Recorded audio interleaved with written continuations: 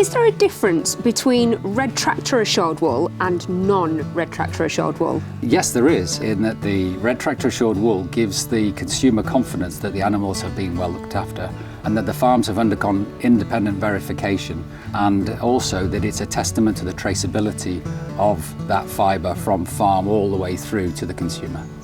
So why did you set the Woolkeepers up? We created the Woolkeepers to give the farmer a new route to market. We reached out to Red Tractor to be able to identify those farmers who were looking after their animals in the best possible way, and then to be able to find a way of giving them a fair price and to recognise them for their endeavours. What are some of the benefits of using a natural material like red tractor assured wool in a mattress? Well, wool is an incredible fibre. It's a natural, renewable, biodegradable raw material, and one that, when the animals are managed well, can be incredibly positive for the environment. So what do you look for in the wool that's going to go into a Hypnos mattress?